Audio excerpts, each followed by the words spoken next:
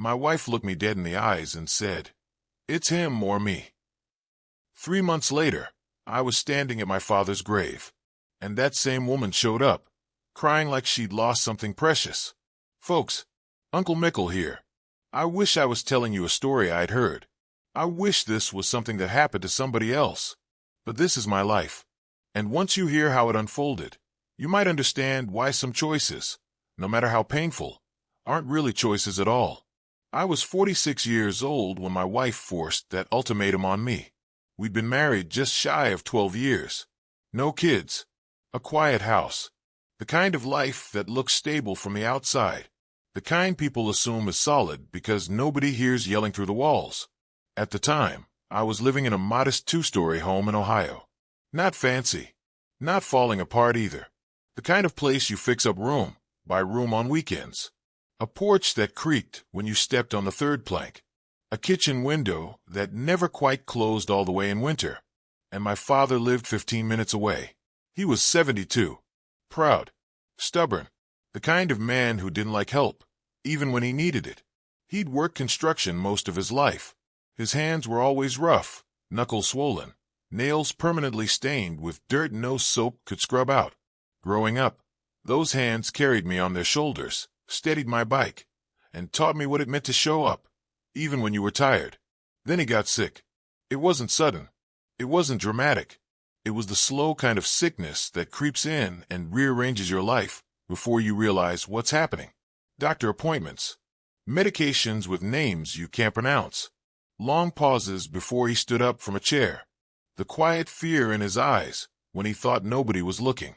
I started spending more time over there, fixing things he used to fix himself, sitting at the table while he pretended not to be tired, driving him to appointments when he finally admitted he shouldn't be behind the wheel anymore. And that's when my marriage started to feel different.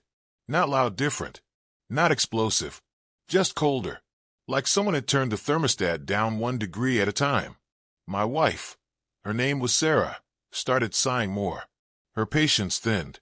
Her questions changed tone. How long are you staying? Do you really need to go again?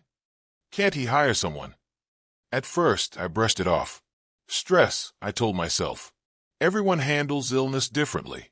I figured once things stabilized, once Dad got better, or at least settled into a routine, things at home would smooth out again. But that's the lie we tell ourselves, isn't it?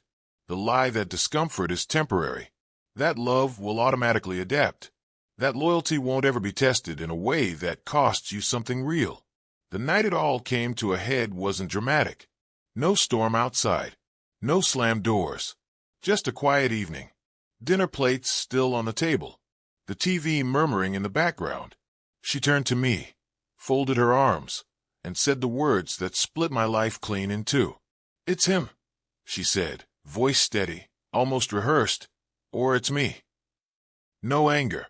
No tears. Just certainty. And in that moment, before I even answered, I already knew something about my marriage had died long before my father ever would. Before I go any further, let me ask you something. Have you ever been put in a position where someone you loved demanded you abandon another person you loved, just to prove your loyalty? Because once you've been there, you never forget how quiet the room gets.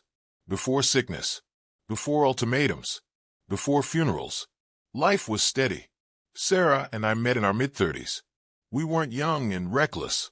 We were tired adults who thought we knew what we wanted. She liked routine. I liked peace.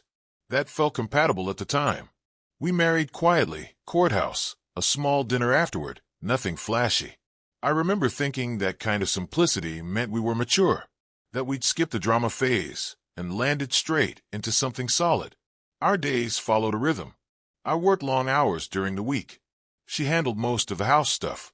Evenings were predictable, dinner around 7, TV on low, phones in our hands more than we cared to admit. Weekends were for errands, the occasional visit with friends, and fixing whatever had broken around the house that week. Nothing was bad. Nothing was extraordinary either. And for a long time, that felt like enough. My father had always been part of my life, but not in a way that intruded. Sunday calls, holiday visits, the occasional favor, help moving furniture, advice on a repair, a shared beer on the porch. Sarah tolerated him. She was polite, never warm, never cruel, just distant. I chalked it up to different personalities. When Dad got sick, that balance shifted. At first, I didn't even tell her much. I didn't want to worry her. I'd mention an appointment here, a test there. I figured it would pass. Men like my father didn't get taken out easily. He'd survived layoffs, injuries, a divorce that nearly broke him. This was just another obstacle. But as the weeks stretched into months, my time started pulling away from home. Not drastically, just enough to notice. I'd stop by Dad's place after work instead of coming straight home. I'd spend Saturday mornings fixing things he used to handle himself. I'd sit with him longer than planned, listening to stories I'd already heard, because something in me knew those stories were becoming finite. Sarah noticed. She didn't explode. She didn't forbid me. Instead, she made small comments. "You seem tired lately. You're hardly ever here. He has doctors for that, you know." Each sentence was reasonable on its own. Together, they formed a pressure I couldn't quite name yet. At home, the warmth faded in subtle ways. Less conversation, fewer shared laughs. Silence that wasn't comfortable, just empty. When I talked about Dad, her eyes glazed over. When I came home late, she didn't ask how he was. She asked how long it would be like this. I told myself it was temporary. I told myself marriage meant compromise. I told myself everyone gets strained when life throws something unexpected into the mix. But there were moments, quiet ones, that stuck with me. Like the night I came home after a long hospital visit. Dad had been confused, scared. I'd sat with him until he fell asleep. When I walked in the door, Sarah was on the couch, scrolling on her phone. She didn't look up, didn't ask where I'd been, didn't ask if he was okay. She just said, "You missed dinner," and went back to her screen. That should have registered louder than it did. Now, let me ask you something before I go further. Have you ever had that gut feeling that something was off, but you ignored it because you didn't want to believe it? Tell me in the comments. I want to know I'm not alone in this. Looking back, I can see the warning signs clearly. The emotional distance, the lack of empathy, the way my world narrowing around my father seemed to irritate her instead of concern her. But when you're inside a marriage, you don't analyze every moment. You don't keep score. You tell yourself love isn't always loud. You tell yourself rough patches are normal. I still believed we were on the same team. I still believed that if things got harder, we'd pull together instead of apart. And that belief, that quiet confidence, was exactly what made what came next hurt so deeply. Because the ultimatum didn't come out of nowhere. It was growing quietly, patiently, right under my nose. And by the time I realized it, she had already made up her mind. The night Sarah finally said it out loud wasn't the first time the thought crossed her mind. I know that now. But back then, it felt sudden. Like stepping off a curb and realizing too late. There's no street light, no warning. Just the sound of something coming fast. Dad had a bad week. One of those weeks where everything that can go wrong does. Meds weren't working right. He'd fallen trying to get out of bed and bruised his ribs. The doctor used words like progression and quality of life. Words that sound professional but land heavy in your chest. I started staying later. Sometimes I didn't even tell Sarah until I was already there. Not because I was hiding it, because I was tired. Tired of explaining. Tired of defending why a son would choose to sit beside his father when the world was quietly shrinking around him. That's when the comments sharpened. You could have at least called. "He seems fine every time I see him. You're acting like you're the only one who matters to him." That last one stuck. One evening, I came home and found her sitting at the kitchen table, arms crossed, jaw tight. No TV, no phone, just waiting. That's never a good sign.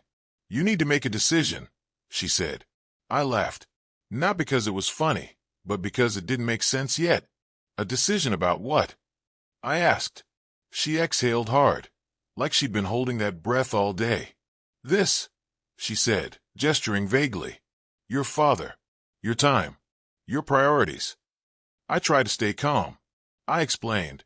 Again. How sick he was. How scared. How he didn't have anyone else. I told her this wasn't forever. That I needed her patience. She nodded while I talked, but her eyes were somewhere else. "You're choosing him over me," she said flatly. That word, choosing, changed the air in the room. I told her that wasn't true. That this wasn't a competition. That love didn't work like that. She stood up then, and for the first time in a long while, she looked directly at me. That's where you're wrong, she said. Because every night you're not here, every plan you cancel, every time I eat dinner alone, that is a choice. I didn't know how to respond to that. Not because she was right, but because I realized she'd already framed the situation in a way where I couldn't win. Over the next few days, I paid closer attention. The way she asked how long instead of how is he. The way she rolled her eyes when my phone rang. The way she referred to Dad as your problem. That's when my instincts kicked in. Something wasn't just strained. Something was fundamentally misaligned. One afternoon, while folding laundry, she casually mentioned taking a weekend trip, just the two of us. When I reminded her I had to help Dad that weekend, her face hardened. You always have an excuse, she said. That's when it hit me. She didn't see this as a temporary crisis. She saw it as a threat to her comfort, her routine, her control over how our life looked. And that realization hurt more than any argument.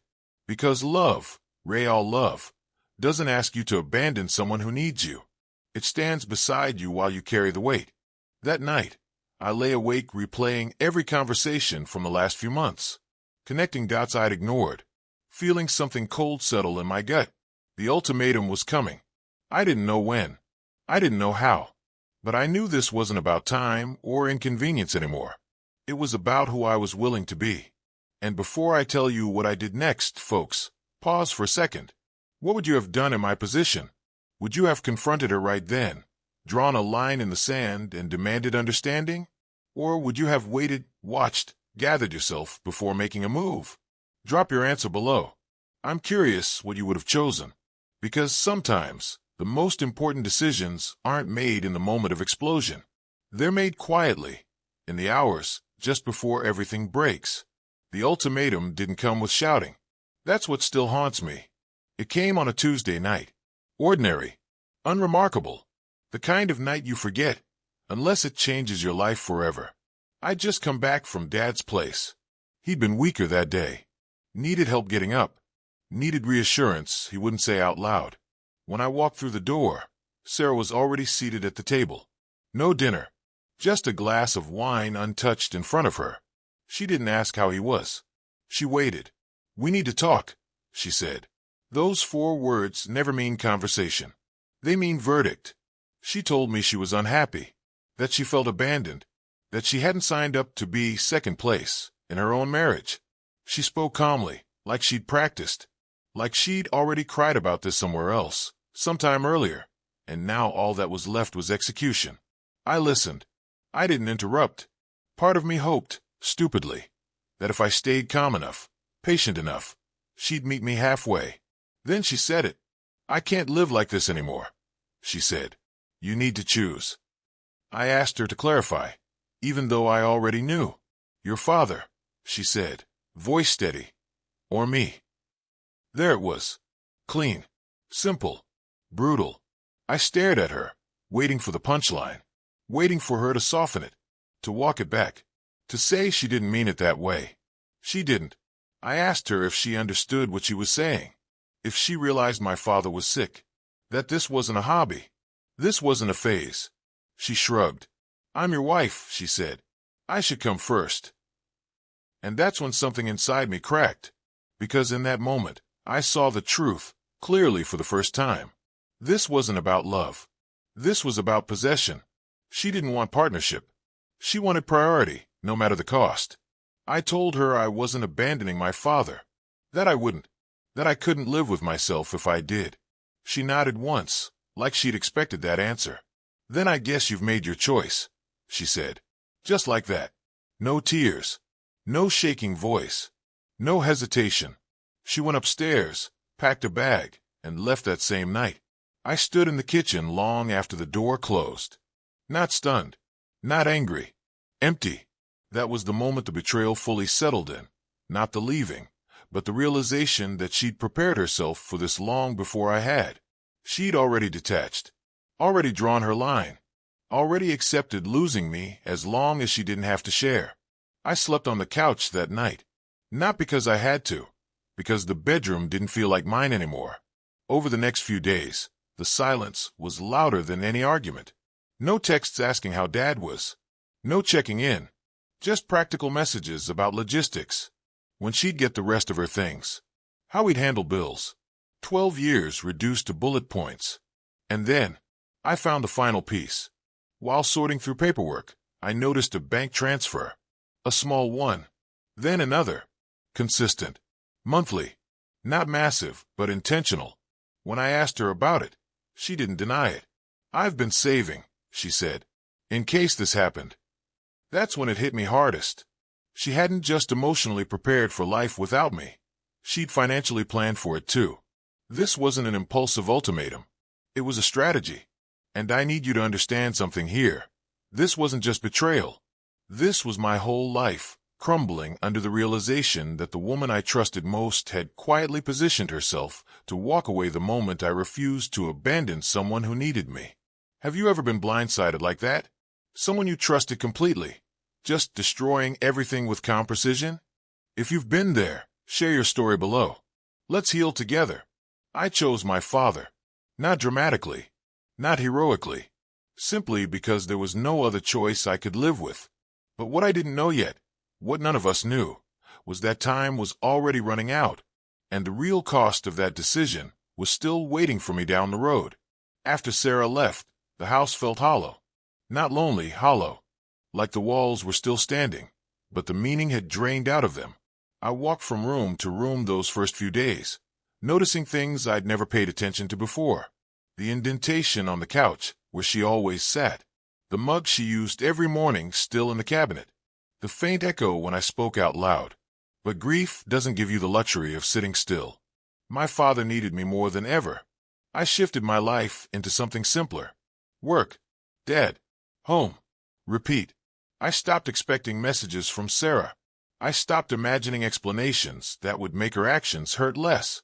I accepted the truth, quietly, deliberately. She chose herself. And so did I.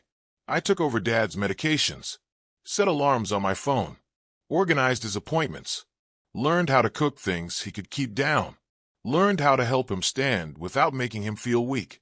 Some nights, I slept on his couch because it felt safer than leaving him alone. In the quiet moments, the anger crept in. Not explosive anger. The slow kind. The kind that sharpens your thinking instead of clouding it. I replayed her words, her tone, the way she framed love as a transaction, the way she demanded loyalty without offering compassion in return. And slowly, something changed in me. I stopped mourning the marriage. I started seeing it clearly. This wasn't about revenge. I didn't want to hurt her. I didn't want to humiliate her. I just wanted control back, over my time, my values, my self-respect. I spoke to a lawyer, calmly, professionally. I didn't tell Dad. He had enough on his plate. I handled paperwork late at night, after he'd fallen asleep, sitting at his kitchen table under a dim light. The divorce was straightforward. No kids. No shared business. Clean lines. Cold lines. Every signature felt like closing a door I'd been standing in front of for years. But the real turning point wasn't legal. It was internal. One night, while helping Dad into bed, he grabbed my wrist. His grip was weak, but his eyes were clear. "You didn't have to do this," he said quietly. I knew what he meant. "I wanted to," I said. He shook his head. "You shouldn't lose your life because of me." And for the first time, I said the words out loud. I didn't lose anything that mattered. I meant it, because loyalty isn't something you negotiate, and love that asks you to abandon your principles isn't love. It's control. Sarah never reached out. Not once. No apology.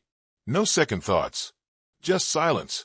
And strangely, that silence gave me peace. It confirmed what I already knew. She wasn't conflicted. She wasn't hurt. She was relieved. As Dad's health declined, I braced myself. I learned to live in the present, to stop planning, to appreciate moments as they came.